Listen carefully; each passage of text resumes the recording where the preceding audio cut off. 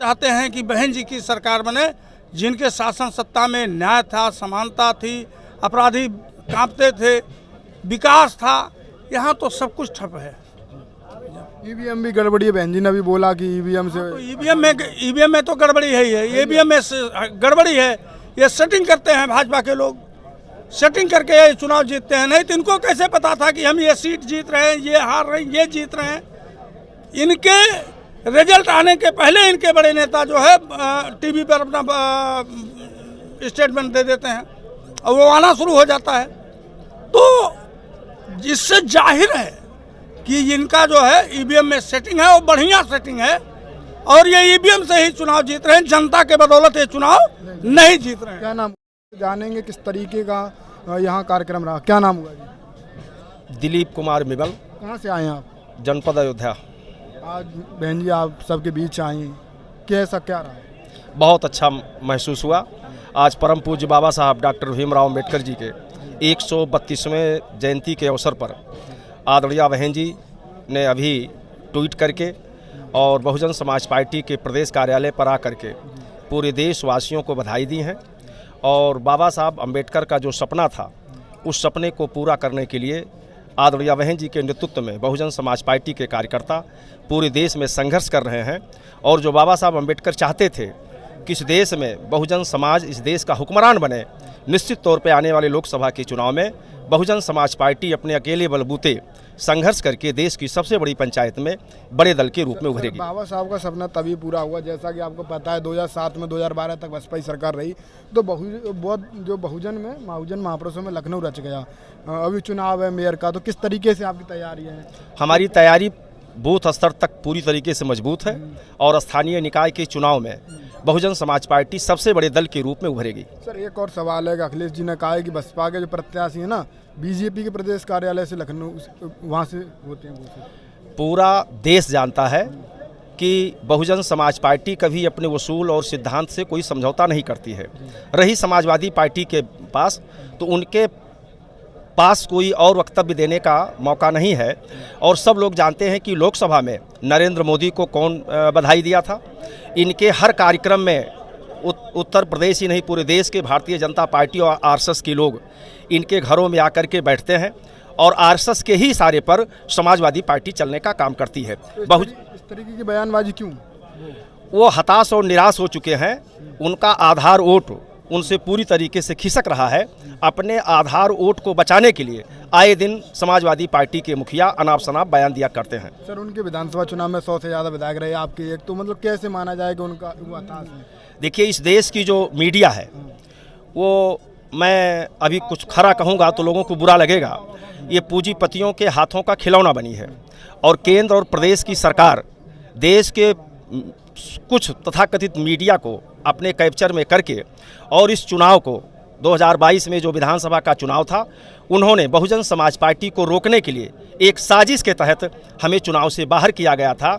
इसलिए हम चुनाव में हमारी थोड़ी बहुत हार जरूर हुई है, लेकिन उसके बाद उत्तर प्रदेश का आम जनमानस जान गया है कि उत्तर प्रदेश में अगर भाजपा का कोई मुकाबला कर सकता है तो मात्र बहुजन समाज पार्टी कर सकती है। नगर निकाय चुनाव में क्या स्थिति रही?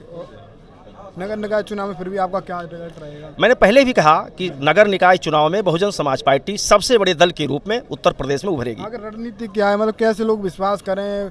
लगातार वोट प्रतिशत भी कम हुआ, क्या कर रहे हैं? मैंने कहा ना कि उत्तर प्रदेश के विधानसभा के चुनाव में एक साजिश के तहत मीडिया के माध्यम से हमें चुनाव से बाहर किया गया। इस बार आप सावधान रहेंगे इस षड्यंत्र से? बहुजन समाज का हर व्यक्ति मीडिया से पूरी तरीके से सावधान है और बूथ स्तर पर बहुजन समाज पार्टी के लोग अपनी कमेटी को मजबूत किए हैं। लोकसभा चुनाव की भी तैयारियां आपकी पूरी तरीके से, दोनों चुनाव से। राम नयन निर्दोष, अम्बेडकर नगर जिले से। तो किस तरीके से आपको लग रहा है नगर निकाय का चुनाव आ रहा है? नगर निकाय का चुनाव बहुजन समाज पार्टी पूरे प्रदेश में अच्छी तादाद में जीतेगी और ये जीत आने वाले 2024 का संदेश होगा। रणनीति नीचे स्थलीय बन रही है? नीचे स्थलीय नहीं, हम वर्कर हैं, हम बूथ स्तर से लेकर के काम करना शुरू किए हैं और प्रदेश स्तर पर बहुजन समाज पार्टी काफ़ी मजबूत है। और जनता जो है, उत्तर प्रदेश की जनता जो है, वो बदलाव चाहती है और ये महंगाई, भ्रष्टाचार, गुंडागर्दी, जंगल राज से ऊब चुकी है।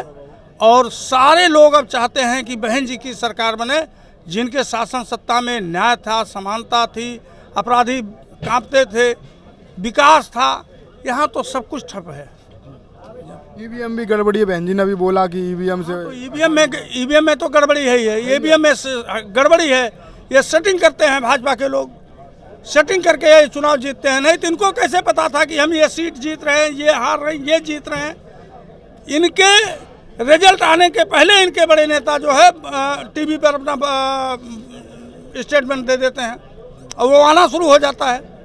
तो जिससे जाहिर है कि इनका जो है ईवीएम में सेटिंग है, वो बढ़िया सेटिंग है। और ये ईवीएम से ही चुनाव जीत रहे हैं, जनता के बदौलत ये चुनाव नहीं जीत रहे हैं। क्या नाम हुआ सर?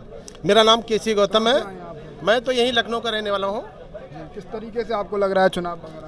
नहीं, चुनाव के बारे में सर्वप्रथम तो मैं प्रदेश कार्यालय में बहुजन समाज पार्टी के आया हूँ, जहाँ पे बहन जी ने अभी तुरंत ही जो है इसके पूर्व जो है श्रद्धा सुमन अर्पित किए हैं बाबा साहब को। बाबा साहब का आज जयंती है और आज स्थापना दिवस भी है बहुजन समाज पार्टी का, इसलिए भी मैं यहाँ आया हूँ। और इसके बाद जो है आज चुनाव के बारे में रहा कि लोकल बॉडी के जो चुनाव हैं उसमें बहन जी बहुत ही अच्छा ये बहुजन समाज पार्टी करेगी। पहले भी दावा किया था विधानसभा में आप जीत रहे हो।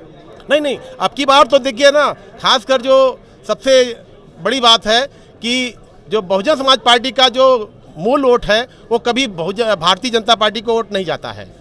तो इसलिए आज का हमारा मुस्लिम समाज ये समझ चुका है कि हम समाजवादी पार्टी को वोट देते देते थक गए हैं। अब वो अब की बार समाजवादी पार्टी से जो है मुख मोड़ लिया है। अब निश्चित रूप से बहुजन समाज पार्टी उसके लिए विकल्प है। इस तरह से बहुजन समाज पार्टी की निश्चित रूप से जीत होगी। फिर भी एक देखते हैं लोग कि जिसका पल्ला भारी उसी की तरफ जाएं। इस समय सपा के 100 से ज़्यादा विधायक हैं, आपका एक है, तो कैसे मुस्लिम भरोसा करेगा? देखिए, एक विधायक कहते हैं अकेला चना जो है भाड़ नहीं फोड़ सकता, लेकिन किसी की आंख तो फोड़ सकता है।